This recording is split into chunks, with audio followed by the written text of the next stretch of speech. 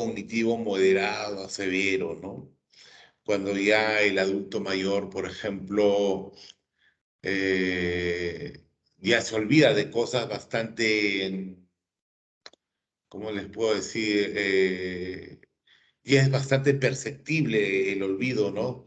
Muchas veces, pues, dejan la cocina prendida, dejan el celular dentro del refrigerador, o muchas veces quieren irse a su casa. Por ejemplo, si ha tenido una casa anteriormente donde ha vivido, quieren irse a esa casa, o dicen los adultos mayores que donde están viviendo actualmente esa no es su casa. Entonces, cuando ya hay un deterioro cognitivo moderado a severo y ya es evidente, recién la familia, no sé si decir, se da cuenta. O yo creo que sí es correcto decir, creo que se da cuenta, porque cuando el paciente recién empieza a olvidarse de las cosas, todo el mundo piensa que es normal porque es viejito, ¿no? La clásica, ¿no? La clásica de siempre, ¿no? Bueno, tiene derecho a olvidarse, pues no es viejito, decimos, ¿no? Siempre todo le echamos la culpa a la vejez y nosotros mismos somos responsables de ello. Entonces, el tema que vamos a tratar básicamente el día de hoy son las demencias, ¿ya? Y bueno, las demencias, tampoco se debe decir demencia senil porque no es una patología netamente propia de los adultos mayores. Acuérdense que hay demencias que pueden dar personas de edades más tempranas. Am, claro que es más frecuente en la adultez, eso sí, es mucho más frecuente con las personas adultos mayores.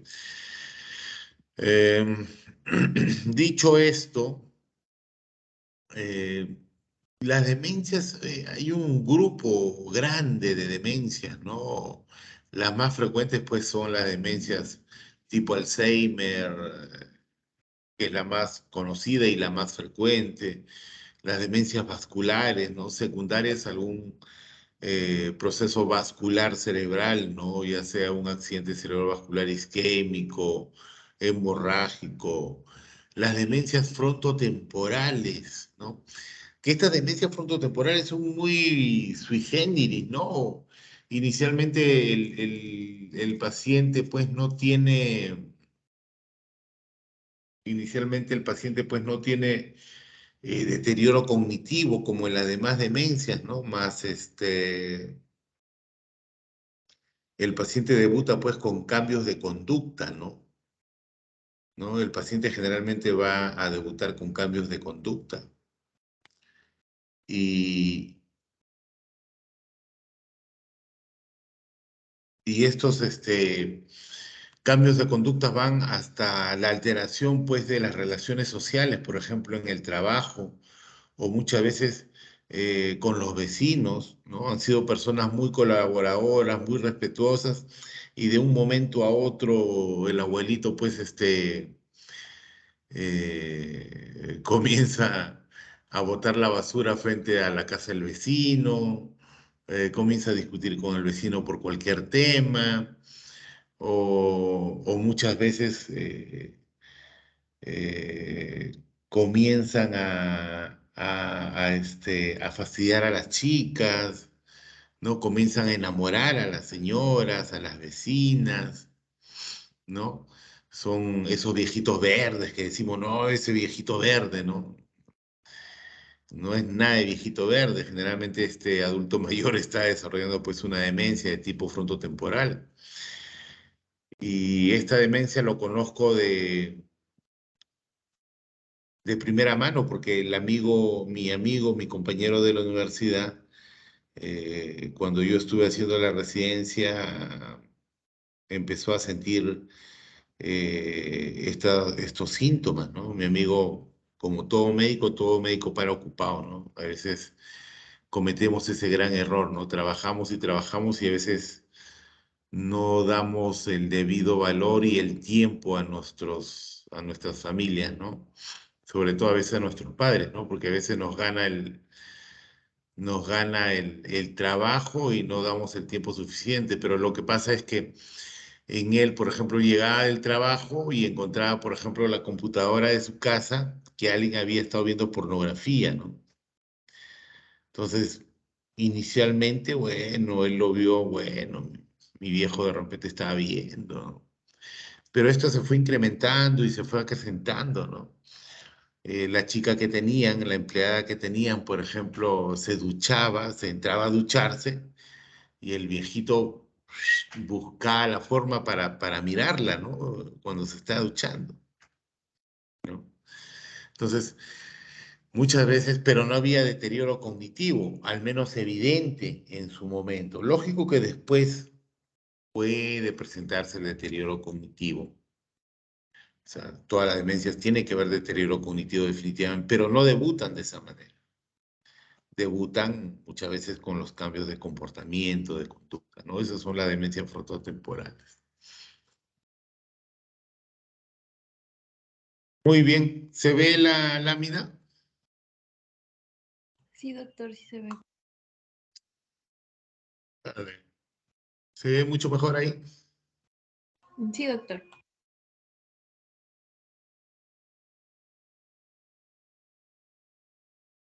Hace una hora han estado esperando. No, doctor, hace 15 minutos aproximadamente. Porque figura hace una hora esto. No. Usted Ah, está creo que está en rato. de repente algún compañero ha entrado hace una hora, pero no. ¿Qué? Ya.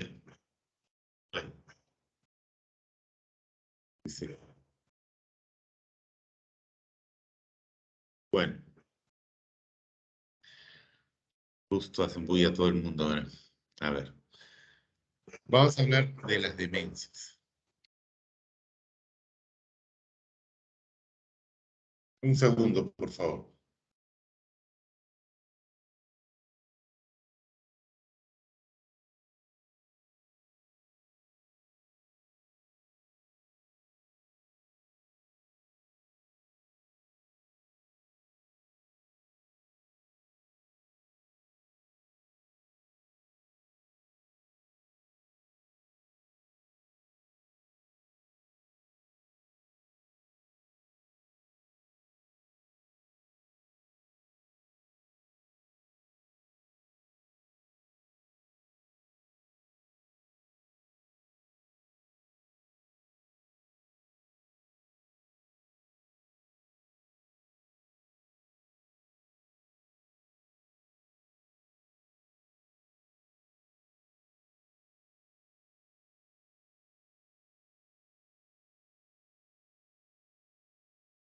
A ver, ¿me copian?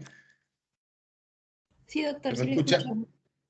Ya, disculpe, tengo mucha bulla con el perro.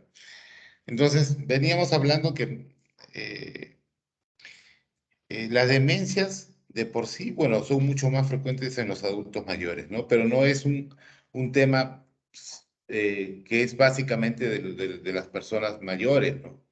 Es también, puede haber demencias en personas más jóvenes, ¿no? Por eso no es adecuado decir que demencia senil, por ejemplo, como siempre se escucha, ¿no?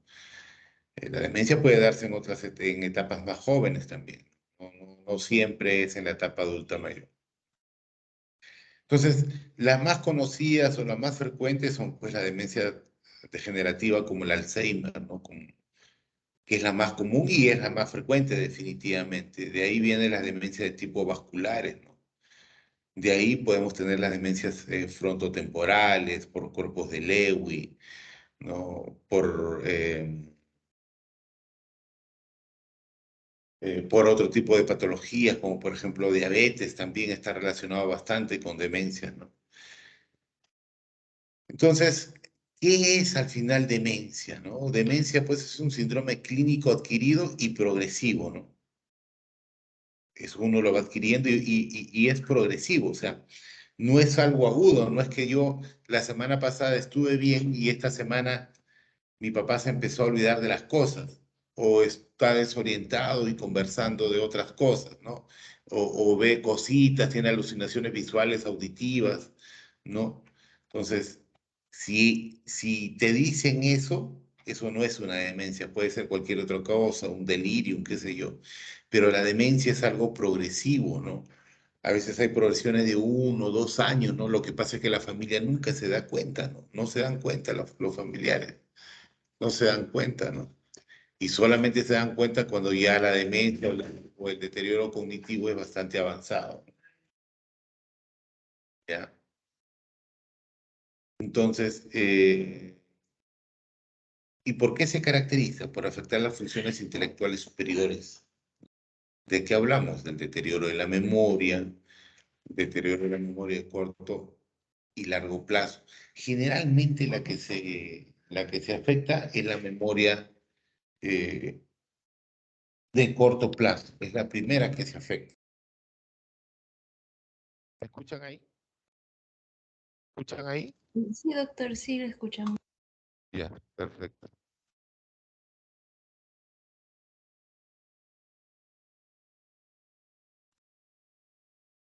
Ya. Entonces, el deterioro, lo primero que se afecta es la memoria de corto plazo, que es esa memoria de aprendizaje, ¿no? Posteriormente se va afectando la de largo plazo. Hasta el final, la primera. Doctor, Doctor, se le escucha abajo ahora. Ahí. Ahora sí ya está mejor. Entonces, lo primero que se afecta, acuérdense, es la memoria. Conforme avanza la enfermedad, se va a ir a largo plazo. Debe haber la presencia. Doctor, de nuevo se le ha bajado el volumen.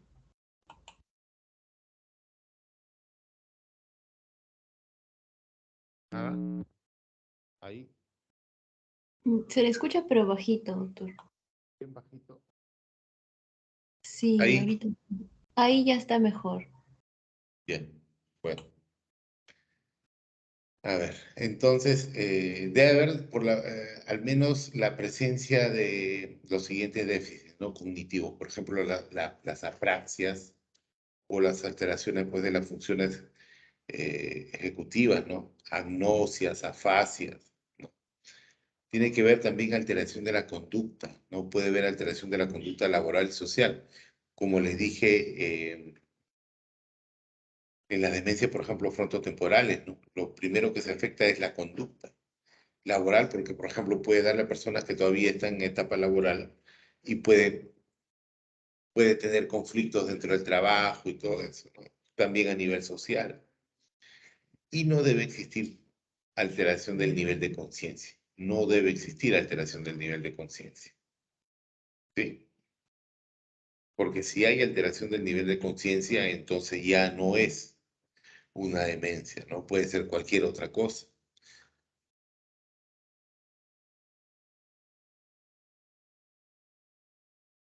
La prevalencia. Eh, En los mayores de 65 años hasta un 8%, en los mayores de 85 años hasta un 34%. Pero eso con pinzas, porque hace a mitad de año Estados Unidos sacó un reporte de que el 60% de sus viejos, como ellos llaman los all, tenían deterioro cognitivo entre moderado a severo y eran secundarios de una demencia. O sea, este 34% ha quedado corto. La incidencia va del 1 al 6% por año, ¿no? Y la distribución es de la siguiente manera. Como les dije, la más frecuente es la demencia tipo Alzheimer, ¿no? De 40 a 60%.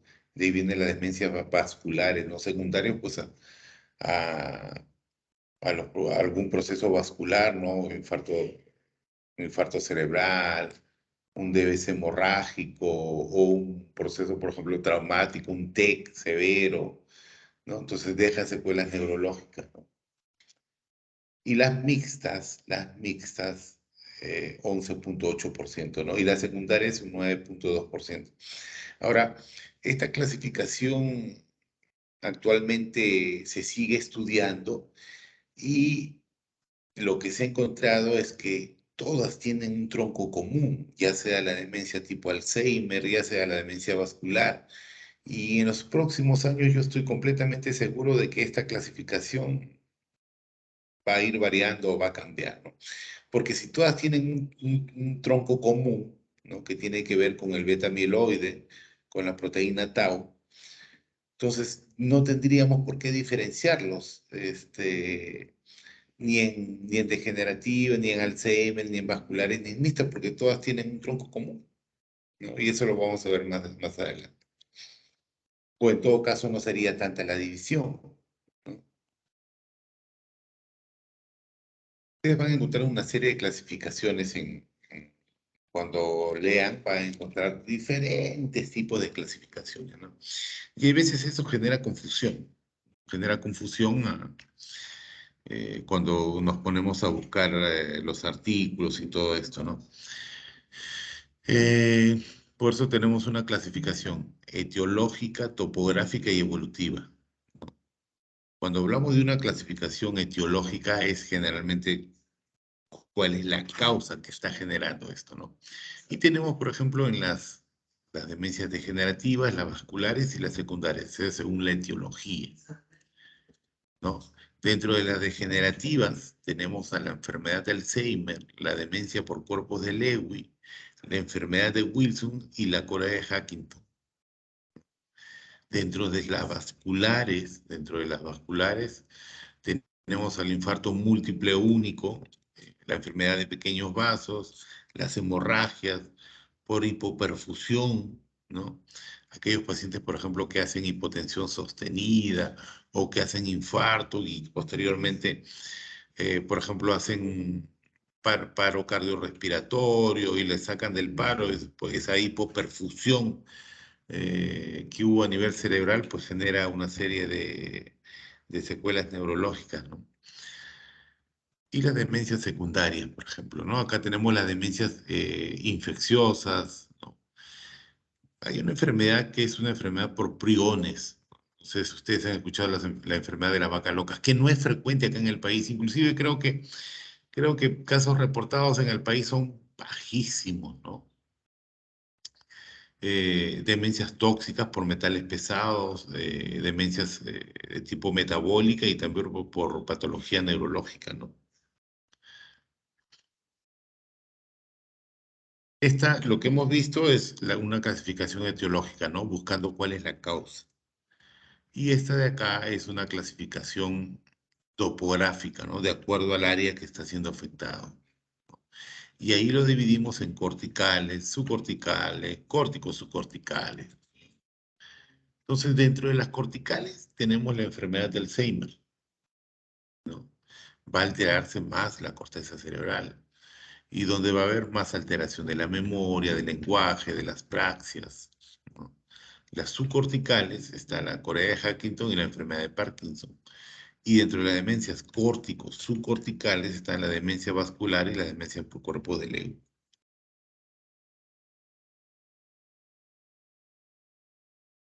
Esta es otra clasificación que ustedes van a encontrar cuando empiecen a leer un poco más de demencia, ¿no? Esta es una clasificación evolutiva. Pero yo no estoy de acuerdo con esta clasificación, ¿no? Porque si ustedes se dan cuenta, acá dice reversibles e irreversibles. Ninguna demencia es reversible. Nunca. No hay forma de que sean reversibles. Pero les pongo porque ustedes van a encontrar en la literatura, van a encontrar así, clasificación evolutiva en reversibles e irreversibles. Lógico que estas no son demencias, ¿no? Simulan una demencia, pueden simular una demencia, pero no son demencias pues reversibles, ¿no? Eso creo que esta clasificación no debería ser ni debería ser tomada en cuenta, ¿no? Pero le pongo porque ustedes lo van a encontrar y en los libros van a encontrar así, ¿no? O en algunos artículos también van a encontrar así, ¿no? Pero esto hay que tomarlo con pinzas, ¿no? ¿Por qué? Porque como le digo, las demencias no son reversibles. Estas, bueno, te podría saltar hasta pseudodemencia, decirle, ¿no? Porque acuérdense, ya en la práctica ustedes han visto, ustedes se acuerdan cuando yo tengo un adulto mayor con deterioro cognitivo moderado a severo, ¿qué es lo que tengo que buscar? Tengo que buscar qué está causando ese deterioro cognitivo. ¿Y qué es lo que lo causa, Lucero? ¿Qué puede causar un deterioro cognitivo en un adulto mayor? ¿Alguna condición, por ejemplo, el Alzheimer? Ya, las demencias, pues ya no te pases, ya, la demencia, ya. ¿Qué otra condición puede producir deterioro cognitivo, Hugo? Que cuando yo tengo un paciente con deterioro cognitivo moderado severo y digo, ay, paro la oreja, ¿no? Algo está sucediendo. ¿Qué puede ser? En la práctica lo hemos hablado un montón de veces. Hugo, Un, aparte de una demencia, o Lisette, aparte de la demencia, ¿en qué otra cosa debo de pensar? un problema cardiovascular o un problema vascular también podría ser. Problema vascular. ¿En qué sentido? ¿Un accidente cerebrovascular? Sí, porque hay Eso. demencias que también están relacionadas con, eh, bueno, la irrigación al cerebro, la falta de Eh, irrigación. Podría ser un estamos problema hablando vascular. ya tú me estás hablando de una demencia vascular. Sí. Ya, pero es lo mismo que dice Lucero, pues demencias. Cuando yo tengo un paciente con deterioro cognitivo, ¿qué es lo que le debo de buscar? O sea, debo de buscar qué es lo que está causando ese deterioro cognitivo moderado severo. Una son las demencias, las degenerativas, tipo Alzheimer, las vasculares, qué sé yo. ¿Qué otra cosa tengo que buscar? Delirium. Enfermedades crónicas previas, doctor. Diabetes, no sé, de repente si es que el paciente tenía hábitos tabáquicos antes también. Sí, pero en la práctica no hemos visto, y a mi grupo de práctica yo a cada rato les he dicho, paciente que tiene deterioro cognitivo, tengo que buscarle esto y esto. A la cabeza son demencias, ¿sí? Hipotiroidismo. En el adulto mayor, el hipotiroidismo simula una demencia. ¿Qué más?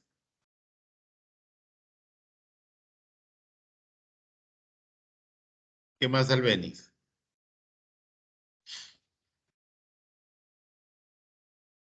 Eh, Depresión, doctor, porque también Depresión. ¿Qué más? puede venir con eso. Demencias, hipotiroidismo, depresión. ¿Qué más? Delirium, doctor, Delirium. puede ser parte de un cuadro. Claro que la persona con deterioro cognitivo tiene mayor riesgo de hacer delirio durante la hospitalización, todas esas cosas, pero no le También tengo que podría buscar eso. ser el tema de los medicamentos que esté usando, polifarmacia. Bueno, te voy a aceptar eso, ya. ¿Qué más? Pero yo no conozco ningún... Bueno, las benzodiazepinas pueden incrementar el deterioro cognitivo, sí. Bueno, ya te lo voy a aceptar. ¿Qué más? Pero hay otro que es frecuente, que tiene que ver con los procesos de la cognición, es una vitamina. B12. ¿De qué? Vitamina B12. La vitamina Hipovitaminas B12. de B12. Entonces, por eso, si ustedes se dan cuenta, en esta lámina lo ponen como reversibles, ¿no? ¿No? Hipotiroidismo, déficit de vitamina B12, pero no son demencias, pues. No son demencias. Y acá, irreversibles, la demencia tipo Alzheimer y vasculares. Mm, ¿Cómo yo puedo llegar al diagnóstico? Acuérdense que el diagnóstico de la demencia es clínico, ¿no? El diagnóstico es clínico y por descarte. Lógico que me tengo que ayudar con pruebas de laboratorio, ¿no? Y con resonancia o con una tomografía, ¿no? Pero el diagnóstico básicamente es clínico, ¿ya? Entonces, ¿qué es lo que tengo que hacer? Definitivamente, como todo en medicina, la historia clínica, una buena anamnesis, un buen examen físico, eso es lo principal, ¿no? La historia clínica, ¿no? Duración de los síntomas y su progresión, desde cuándo se han dado cuenta que se iban olvidando de las cosas, desde cuándo se dio cuenta, señora, que su mamá se olvidaba la llave, o desde cuándo se dio cuenta que su mamá decía que le robaban las cosas, o desde cuándo se dio cuenta que su mamá dejaba el teléfono dentro del refrigerador, porque sucede que muchas veces no nos damos cuenta. O le echamos la culpa, "Ah, no, es viejito, tiene derecho a olvidarse las cosas, pues doctor". Así me han dicho varias veces en la consulta. Doctor, pero está viejito, ¿qué quiere? ¿No? Además, él se acuerda de todo, me dice, tiene una memoria de elefante, doctor, se acuerda cuando está chiquito. Se acuerda de todo cuando está chiquito el viejito, pero no se acuerda de lo actual, no se acuerda de qué comió en el desayuno, no se acuerda dónde dejó su llave, no se acuerda dónde guardó su plata, ¿no? Sí, pues, como les dije, la primera memoria que se afecta es la memoria reciente, la memoria del aprendizaje. Después se va afectando la memoria retrógrada, ¿no? Pero la memoria reciente es la primera que se altera. Es por eso que, como es lo primero que se altera y queda la retrógrada, es por eso que los abuelitos, muchos de ellos, comienzan a ser repetitivos, ¿no? Con sus historias, con sus cuentos, con todo, ¿no? Y hay que ver desde cuándo está así. Pues muchas veces los familiares no se dan cuenta desde cuándo, ¿no? Lamentablemente a veces no se dan cuenta por el trabajo o porque no les interesa.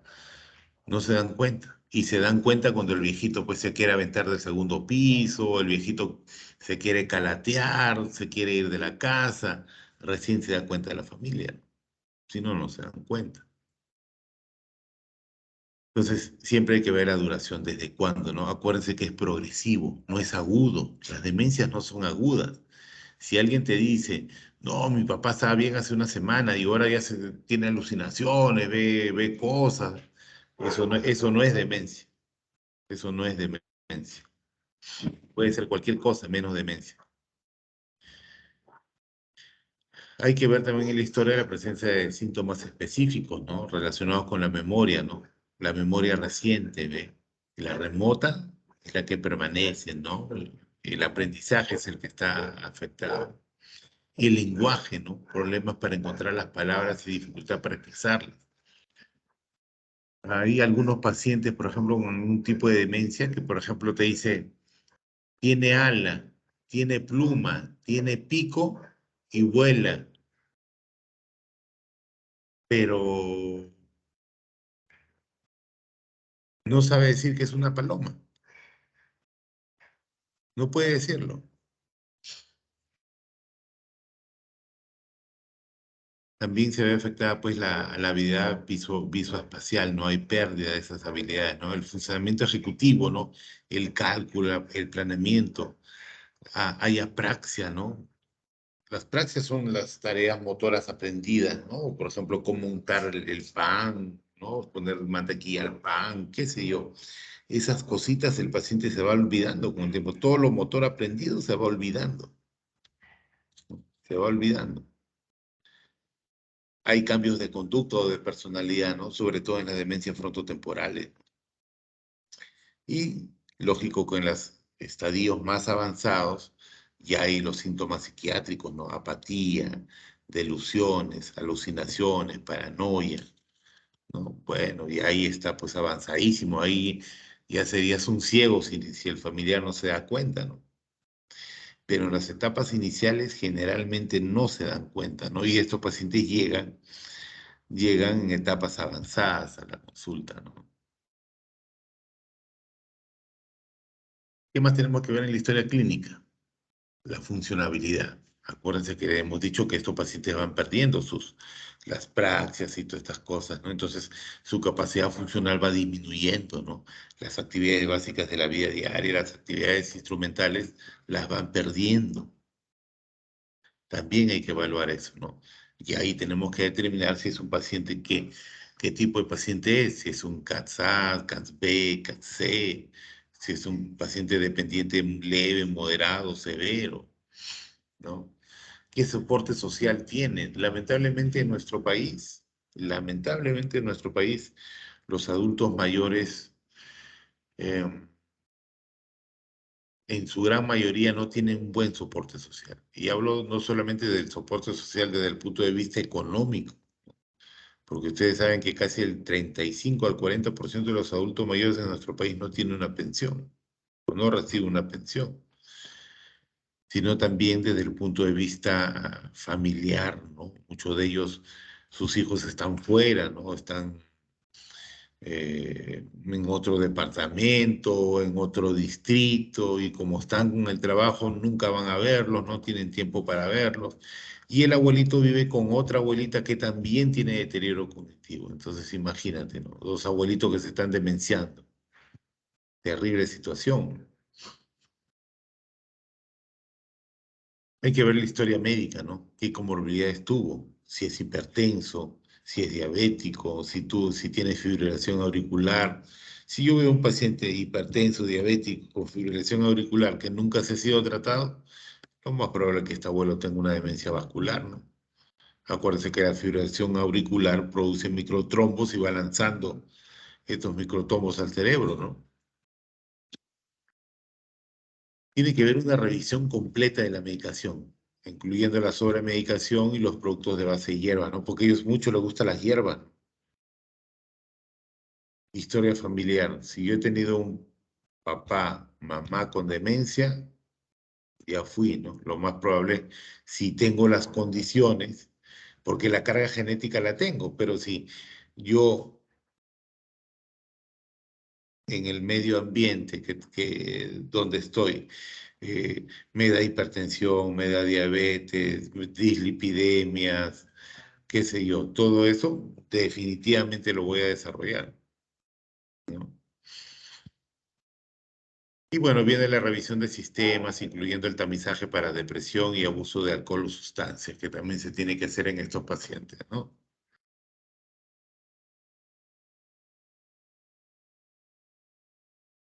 El examen físico básico, ¿no? Después de la anamnesis, el examen físico es básico para esto, ¿no? El examen cognitivo, ¿no? El examen cognitivo eh, podemos hacerlo generalmente con algunos test con los que ustedes ya conocen, ¿no? Con el Pfeiffer, el Mini-Mental, ¿no? Que es el Folstein, ¿no? Para ver si hay un deterioro cognitivo en el paciente. Hay que hacer un examen físico general, ¿no? Con atención especial en un examen neurológico, ¿no? Ver, por ejemplo, si el paciente tiene algún déficit motor, ¿no? Que nos haga pensar que el paciente de repente ha tenido un accidente cerebrovascular y nadie se dio cuenta. El examen cardiovascular, si tiene fibrilación auricular y no está tratado y viene por olvidos, lo más probable es que sea una demencia vascular. Signos de maltrato, negligencia también hay que buscar, ¿no? Evaluación también de la agudeza visual y auditiva. ¿Por qué? ¿Por qué lo visual y lo auditivo? A ver, ¿qué es lo que pasa cuando tenemos un adulto mayor en casa? Todo el mundo trabaja, ¿no? El hijo trabaja, el nieto estudia medicina, la nuera también trabaja todo el día en la casa. ¿Y el abuelito qué hacen? Lo sientan en la sala y le prenden el televisor 12 horas, ¿no? El viejito ahí despierta, vuelve a dormir, vuelve a despertar, y encima le prenden el televisor y el abuelito no ve ni jota y no escucha ni jota. Entonces, ¿cómo puede estar ese adulto mayor al día o escuchar la noticia si no ve bien, si no escucha bien? Entonces, todas esas cosas tienen que ser evaluadas también para poder hacer un adecuado examen cognitivo, ¿no? Porque definitivamente tiene que ver. Porque en el examen cognitivo, en los test, uno le pregunta, por ejemplo, en qué año estás, en qué mes estás, quién es el presidente del país, ¿no? Si ni siquiera la noticia escucha, si ni siquiera la noticia puede ver, entonces definitivamente van a salir alterados usted, ¿no?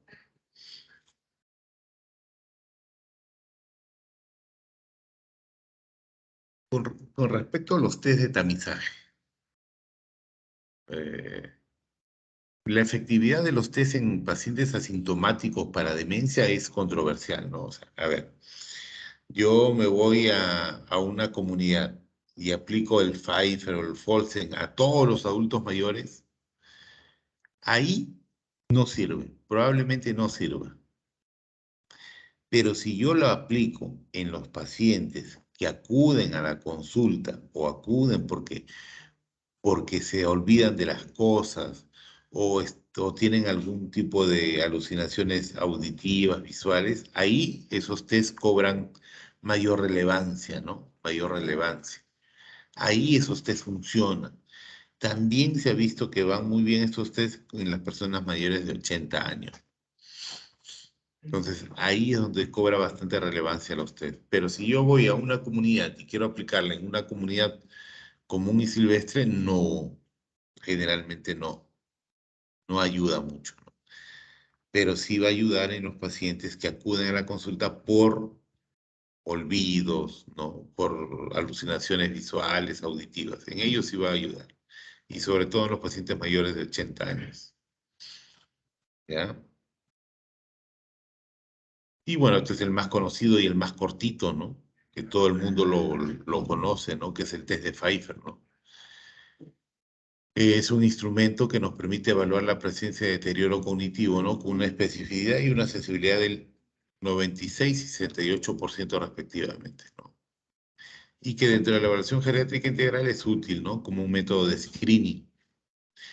El Pfeiffer, el Folstein o todos los instrumentos, el Minicoc, el test de reloj, eh, todos esos instrumentos solamente me ayudan a identificar que hay deterioro cognitivo. No me dicen que es una demencia, eso hay que tenerlo claro, ¿eh? Todos estos test me indican que hay si hay o no hay deterioro cognitivo. Y si hay deterioro cognitivo leve, moderado, severo. Nada más. Es por eso que siempre le digo, cuando yo tengo un paciente con deterioro cognitivo, que tengo que buscar a la cabeza, que no esté demenciado, que no tenga hipotiroidismo, que no tenga déficit de vitamina B12, que no tenga depresión, inclusive que no tenga, varias veces me han mandado como deterioro cognitivo a pacientes con cirrosis hepática, que están haciendo su encefalopatía hepática y me lo mandan como demenciado, ¿no? Entonces, estos test solamente te dicen que hay deterioro cognitivo. Y acuérdense que el deterioro cognitivo no es un diagnóstico, es una condición. Y como es una condición, tengo que buscar qué está condicionando esto. ¿Sí? ¿Se entendió hasta ahí? ¿Se entendió, Lucero? Sí, doctor. Muy bien. Este es el test de Pfeiffer.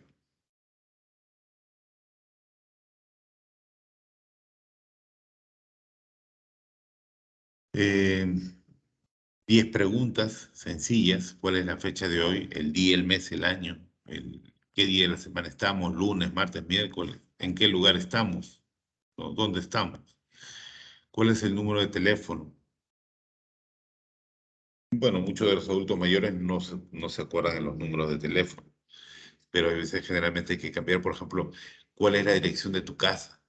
¿No? Ellos sí se acuerdan la dirección de su casa.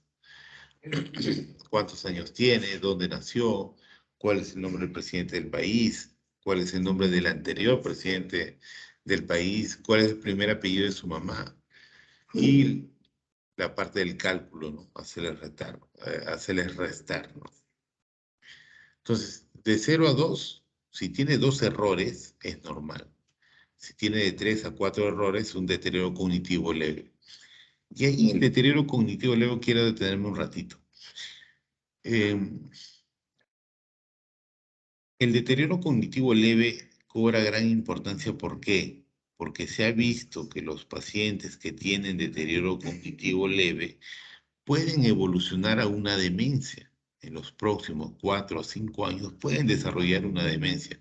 El 50% de estos pacientes va a una demencia o se queda ahí permanentemente, ¿no?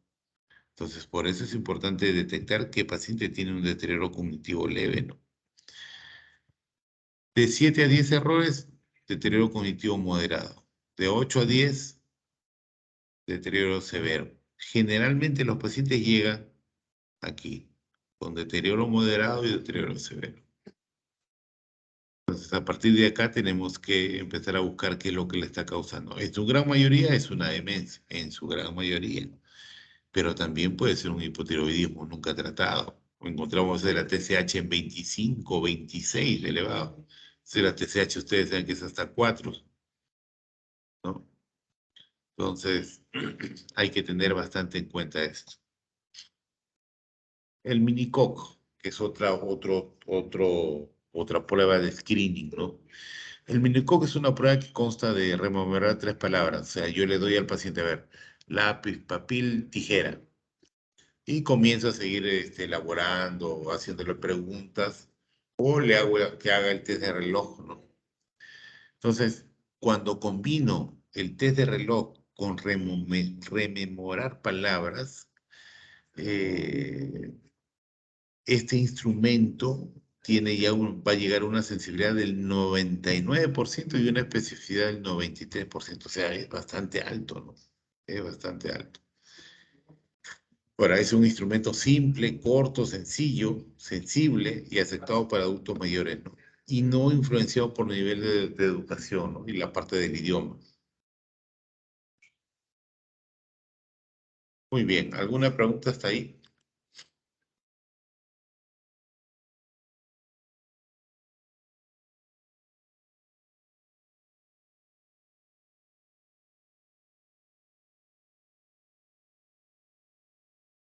¿Alguna Creo pregunta? que no, doctor. ¿Perdón? Parece que está todo claro porque no hay pregunta. ¿Tú alguna pregunta, Lucero? No, doctor, por mi parte no.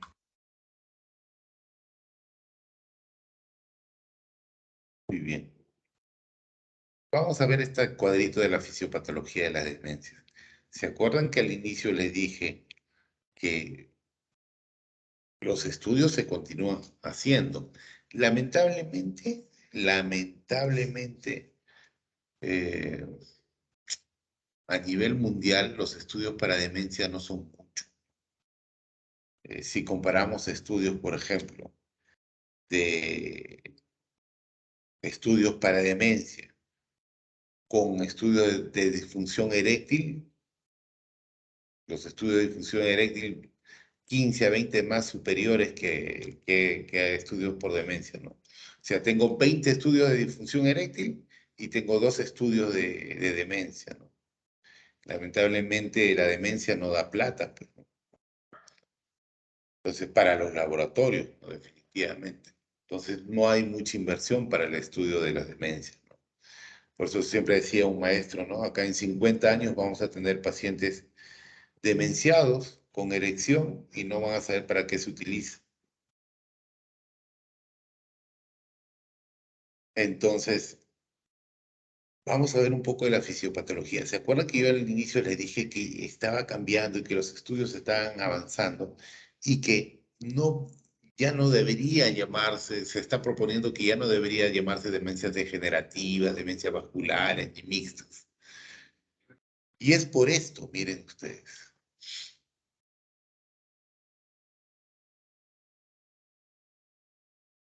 Veamos, por ejemplo, las proteínas que están involucradas. Las proteínas que están involucradas en el desarrollo de las demencias. Si ustedes ven acá, la enfermedad de Alzheimer definitivamente tiene que ver con el beta amiloide y la proteína tau, ¿no?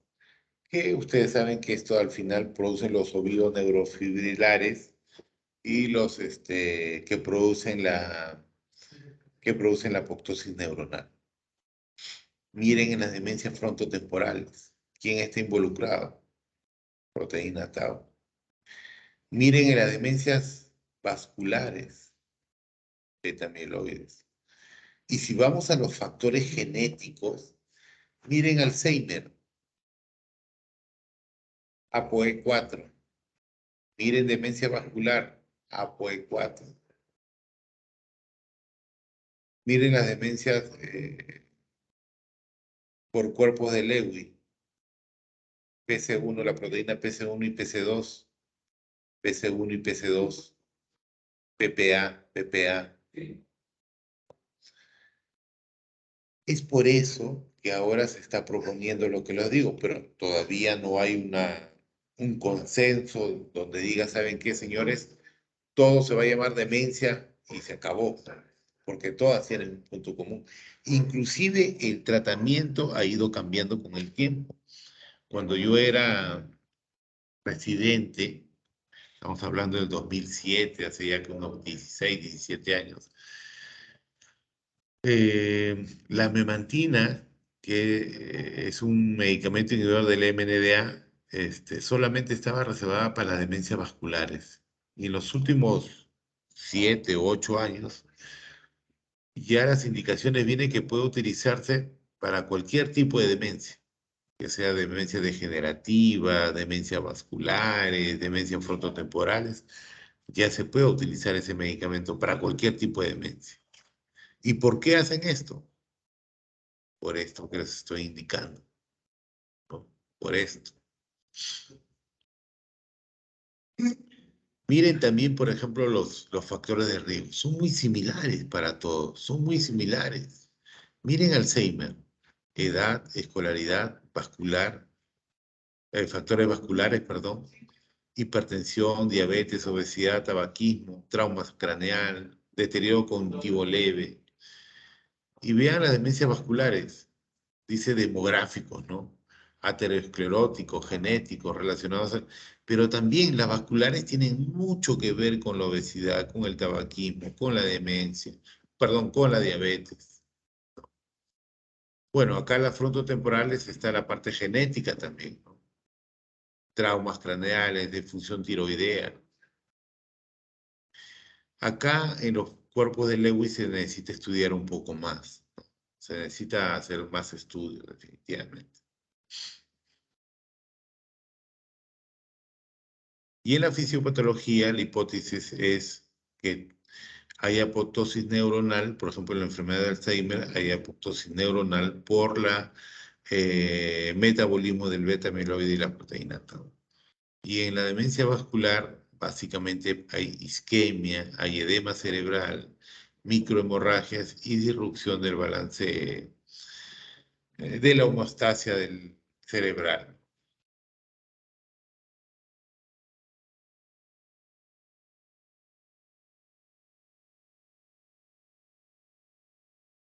¿Y qué pasa con la neuropatología, no? ¿Qué ven al microscopio? Por ejemplo, como tiene que ver con la degradación de la proteína tau y el beta amiloide, van a encontrar placas neuríticas y ovioneurofibrilares, ¿no? Las placas neuríticas, esas placas se encuentran entre las neuronas y los ovioneurofibrilares están dentro de las neuronas. Todo esto va a generar la apoptosis neuronal, ¿no? Y la muerte cerebral.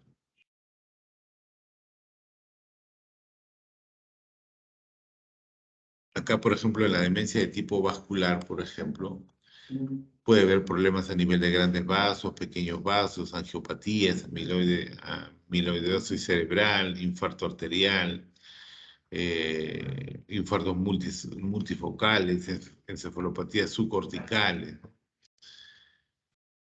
Muy bien.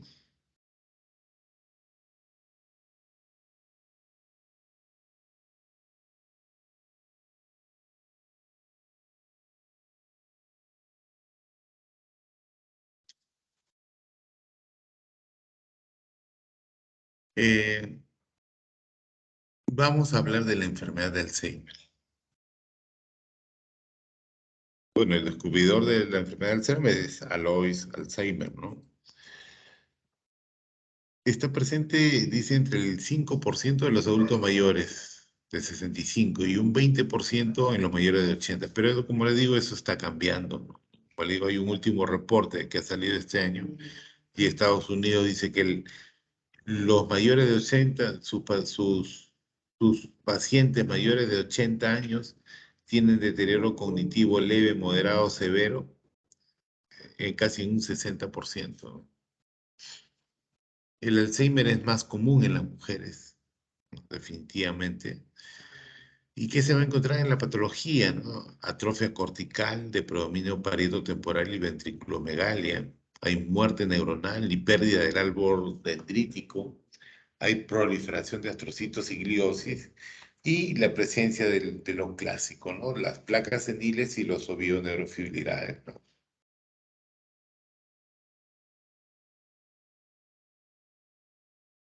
¿Qué factores de riesgo yo tengo? Hay factores de riesgo establecidos, hay factores de riesgo probables y hay factores de riesgo posibles. Dentro de los establecidos es la edad. A mayor edad, definitivamente mayor riesgo de hacer la enfermedad. Antecedente familiar. Si tu mamá tuvo, tienes el 50% de posibilidad de hacer una demencia. Genéticos también y el síndrome de Down. Se ha visto los pacientitos con síndrome de Down que a los 40, 45 años hacen cuadros demenciales, hacen cuadros demenciales. Probables el sexo, más común en las mujeres, el nivel educativo, ¿no? Siempre en los estudios epidemiológicos se ha visto que desarrollan más demencia tipo Alzheimer los pacientes pues que no tienen estudios, ¿no? Que sus estudios son limitados. Los riesgos cardiovasculares también están asociados.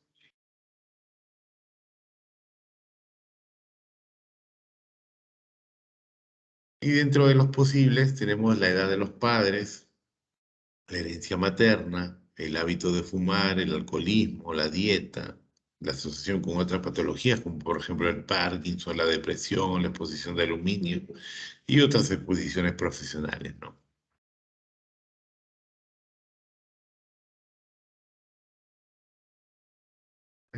Vamos a ver mejor un dibujito. Aquí está.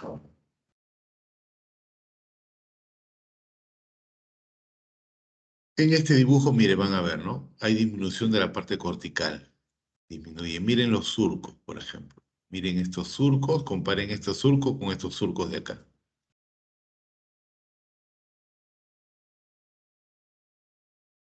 Ventriculomegalia. Miren,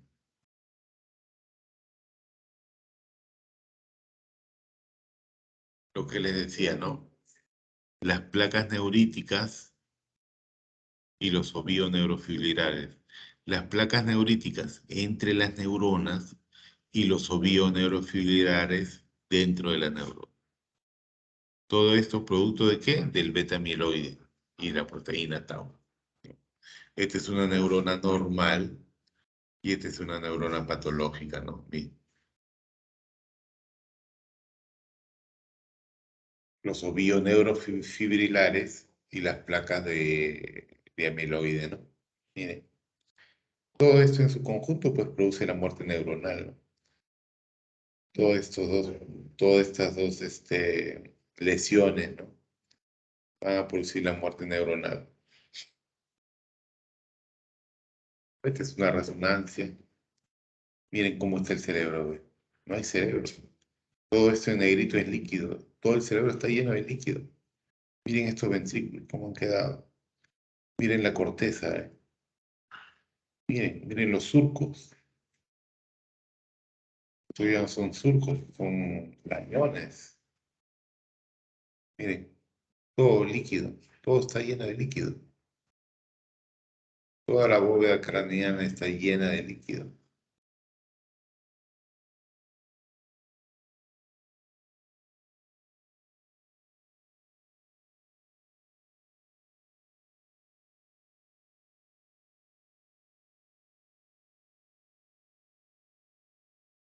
Mm,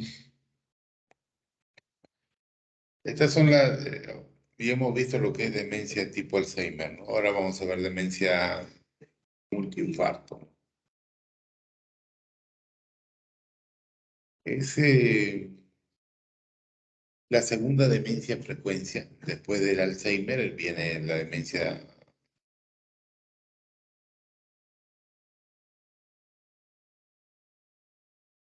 Viene la demencia vascular.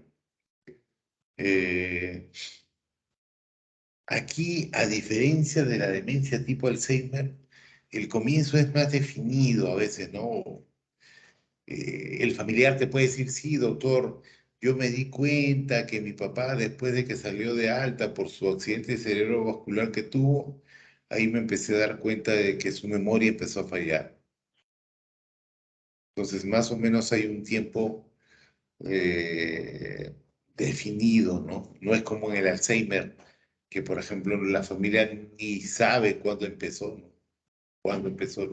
Ya recién se empezaron a dar cuenta ya cuando el viejito hacía pues una serie de cosas que no iban con lo habitual, ¿no?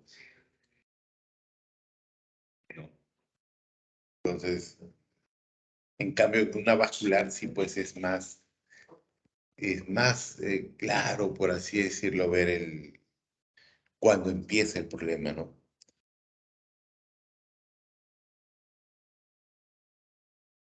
La evolución es escalonada, es fluctuante y a veces en brotes.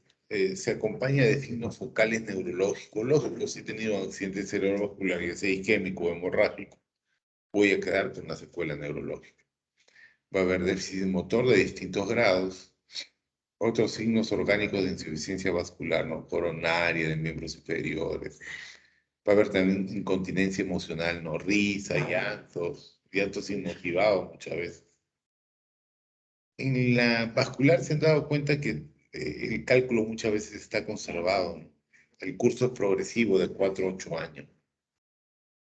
Y bueno, tampoco hay tratamientos satisfactorios. Todos los tratamientos son insatisfactorios, ¿no? Vasoactivos, antiagregantes, todo.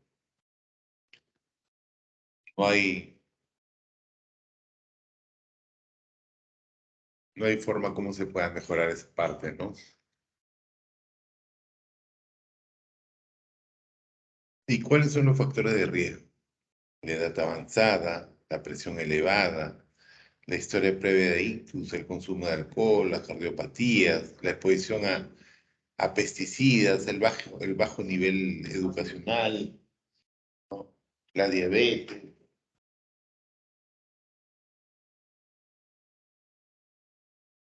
el sexo masculino. Acá está más relacionado al sexo masculino. Y ustedes dirán, ¿por qué está más relacionado al sexo masculino? Porque acuérdense que los hombres son los más gorditos, los más panzones, que tienen hipertensión, tienen diabetes, por ese motivo. Bueno, esto es claro, ¿no? Una zona hipodensa cuando tiene un infarto cerebral el paciente, ¿no?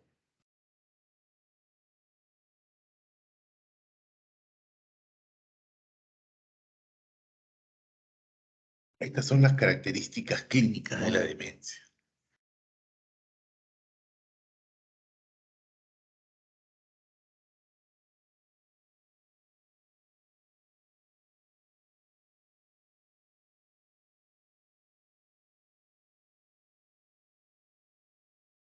Por ejemplo, a ver,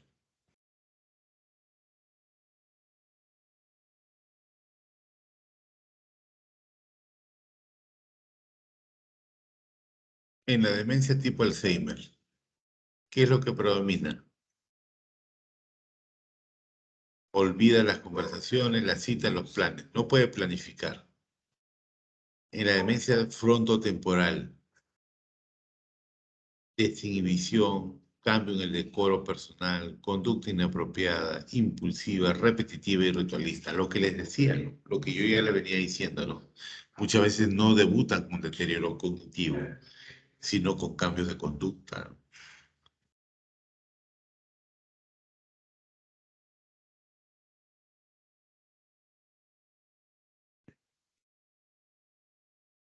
Por ejemplo, la demencia vascular, ¿no? Es variable, ¿no? Evento se va a relacionar con eventos neurológicos focales, ¿no? Agudos o deterioros progresivos o insidiosos.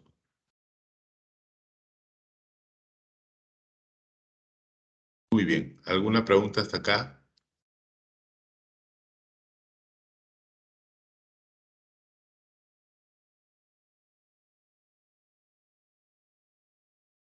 ¿Alguna pregunta?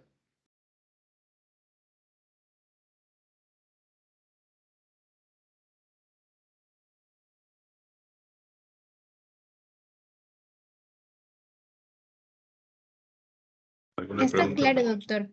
Por lo menos a mí me está quedando bastante clara la explicación que está dando. Bueno, continuemos con el tratamiento farmacológico. Perdón, con el tratamiento. El tratamiento para demencia, como todo en geriatría, ¿no? Lo podemos dividir en tratamiento no farmacológico y tratamiento farmacológico. ¿Qué pasa con el tratamiento farmacológico? A ver, los medicamentos para demencia son bastante caros. ¿Qué medicamentos tengo yo para demencia? Tengo los anticolinesterácicos. El donopecilo, que es uno de los más antiguos, la rivastigmina, ¿no? Y la galantamina, ¿no? Que son los 3 anticolinesterácicos que generalmente se utilizan. Pero, estos medicamentos tienen un costo bastante alto. Tienen un costo bastante alto, ¿no? Por ejemplo, si hablamos de una rivastigmina en parche, estamos hablando de más o menos 500, 600 soles mensuales del tratamiento. Si hablamos del donopecilo, hablamos de por lo menos 300 a 400 soles mensuales. En un país donde, por ejemplo, y qué más, por ejemplo, y los estudios han demostrado que todos estos medicamentos retrasan la enfermedad en 1.7 años. O sea, si hablamos de una enfermedad crónica, no es nada, ¿no? O sea, solamente te retrasan la enfermedad en 1.7 años. O sea, nada. ¿Tú crees que un poblador, un paciente del Agustino que vive en el cerro, y que va a tener la posibilidad de comprarle a su familiar una caja de rivastigmina, una caja de donopecilo? Es muy difícil, ¿no? Entonces, si por ejemplo viéramos que estos medicamentos retrasan la enfermedad 10, 15 años, 20 años, definitivamente uno podría hacer el esfuerzo, pero solamente se ha visto que retrasan 1.7 años. Entonces, para una enfermedad crónica es nada. No es como un hipertenso. Si tomas medicación, puedo retrasar todas mis complicaciones unos 10 a 15 años. Si soy diabético, igual. Pero en el paciente con demencia, los medicamentos solamente retrasan en 1.7 años. O sea, 1.7 años es absolutamente nada.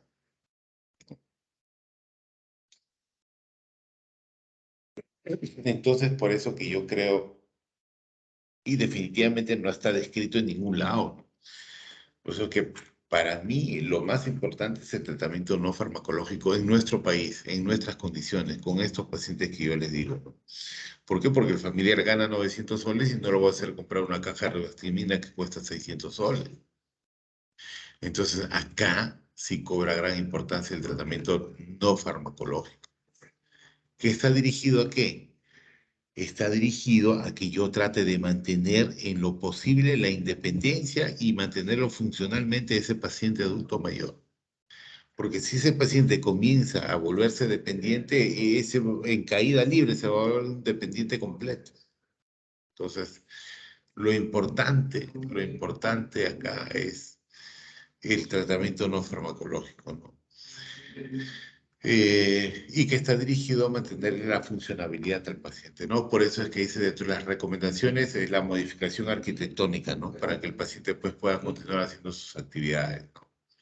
corrección de los déficits sensoriales, ¿no? Visuales, auditivos, educar al cuidador sobre los síntomas, ¿no? Muchos de los cuidadores piensan que el abuelito se está haciendo, la abuelita se está haciendo, o que el viejito es recontra mañoso, pero no. Vigilar la presencia de colapso, o depresión, ansiedad también o de maltrato de parte del cuidador, ¿no? Porque cuidar un paciente demenciado cambia toda la dinámica familiar. O sea, no es una cosa tan sencilla. Recomendar actividad física para mejorar la funcionalidad. El abordaje del paciente con demencia y la elaboración de un plan terapéutico debe ser interdisciplinario, ¿no? Definitivamente, ¿no? Cuando yo abordo un paciente con demencia, no solamente lo voy a ver yo, ¿no? Sino tiene que ver el rehabilitador, el psicólogo, el psiquiatra, ¿no? Medicina física y rehabilitación. Tiene que ser un plan en conjunto, ¿no? Iniciar al adulto mayor y realizar actividades básicas de la vida diaria ajustadas a su capacidad del paciente, ¿no? Las actividades físicas y recreativas, ocupacionales, todo eso se tiene que ver en lo que es el tratamiento no farmacológico, que acá en nuestro país cobra gran importancia, porque no todos van a tener para comprar, pues, la medicación. Si es un paciente que no tiene dinero, de verdad yo no lo hago comprar, es básicamente por las puras. Va a hacer el esfuerzo para comprar un solo mes, y de ahí, los otros meses. De nada sirve que le haga gastar a un mes 600 soles y los otros meses ya no va a poder soportarlo. Entonces voy a tener que darle solución a este paciente, ¿no?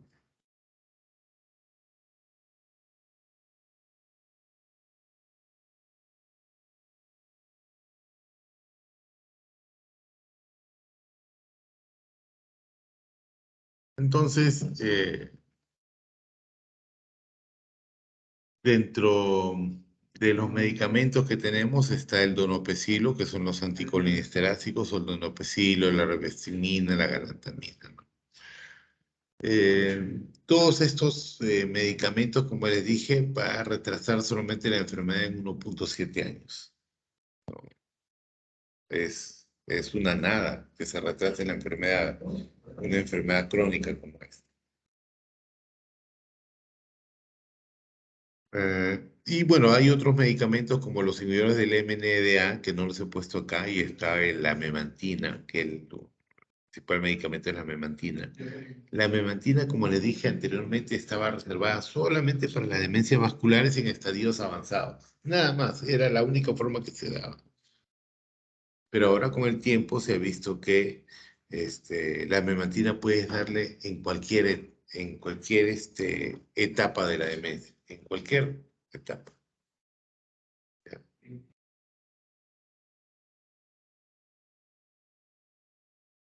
Muy bien. Una pregunta, muchachos.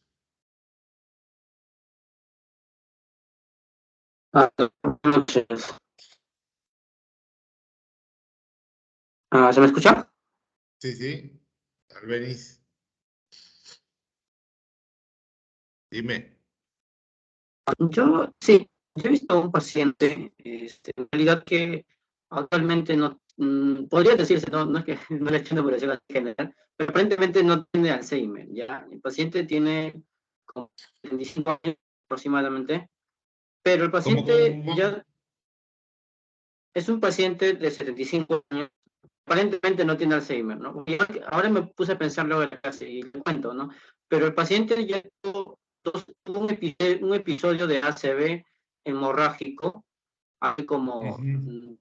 10 años, y casi hace un mes tuvo un episodio isquémico, incluso tuvo una parálisis facial, entonces, que ya ahora ya está mejorado, ha mejorado, pero por ejemplo el paciente tiene 75 años, y esto de alguna forma sería un factor de riesgo, ¿no? Porque aparentemente, o sea, no le he hecho la función, no le he hecho el examen para ver si tiene o no tiene tener cognitivo, nada, porque, bueno, es un paciente familiar lejano.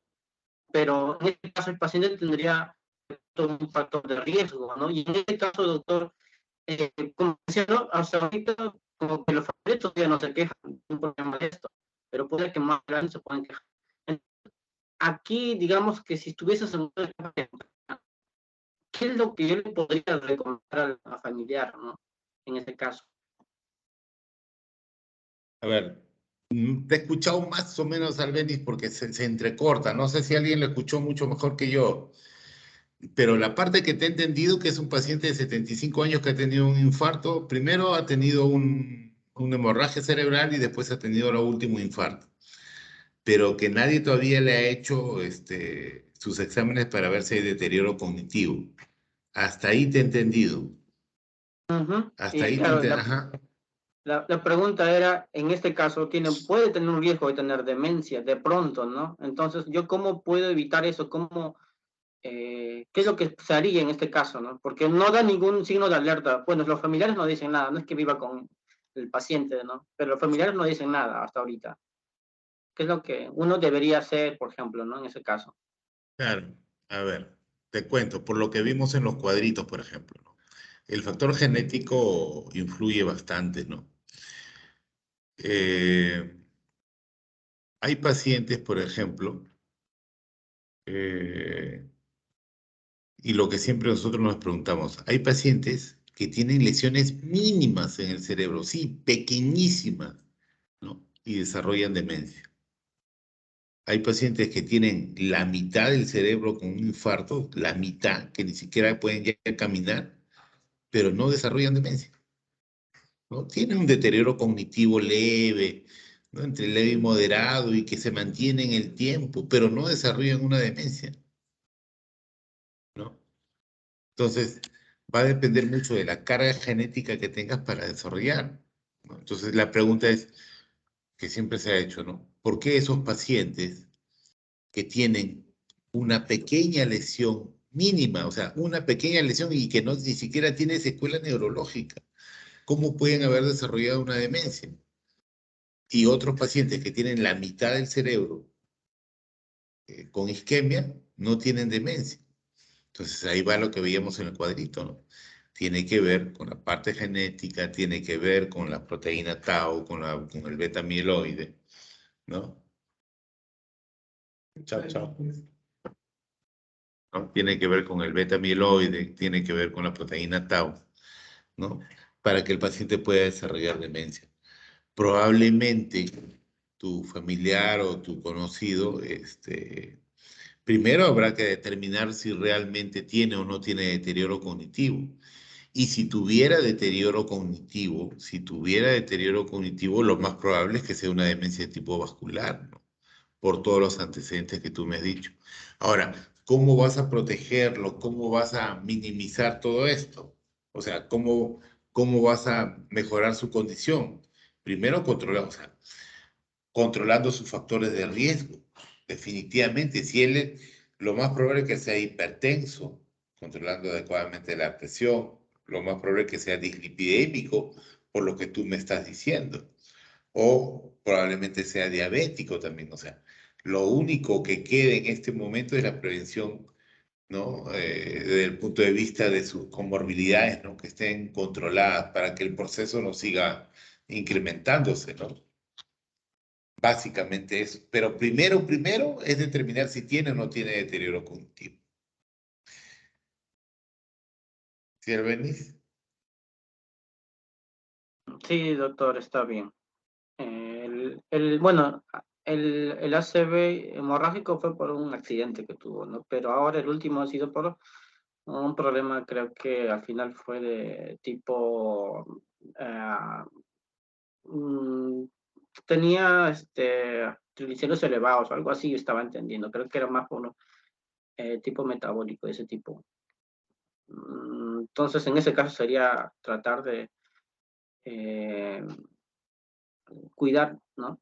Cómo están el perfil de Claro, todas sus comorbilidades, pues, ¿no? Tener sus comorbilidades controladas, ¿no? Si es hipertenso, controlado; si es diabético, controlado; si es dislipidémico, controlado, ¿no? Todos los factores de riesgo que tienen que ver con la demencia, pues. Está bien, doctor, gracias. Albeniz. ¿Alguna otra pregunta?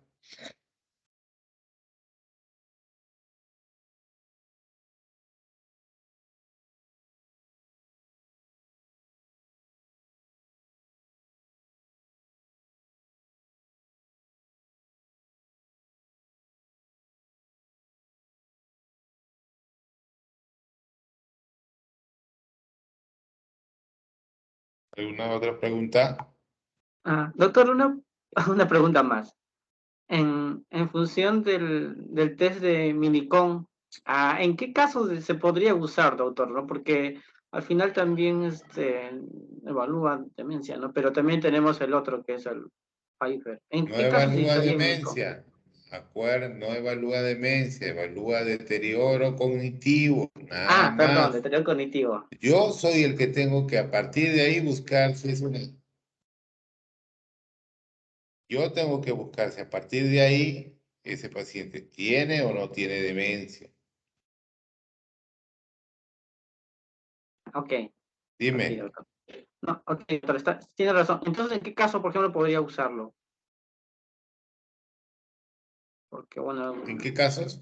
No, puedes ujú, aplicarlo. O sea, si te das cuenta, tiene bastante sensibilidad y especificidad. No es necesario un caso específico. Puedes utilizar en cualquier paciente. ok, doctor.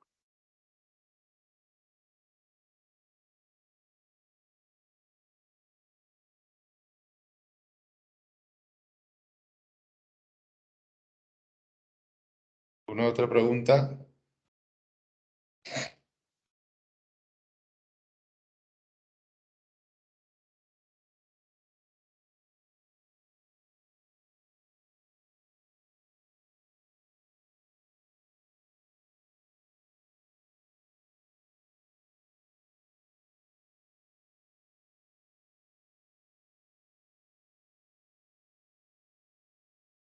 ¿Preguntas?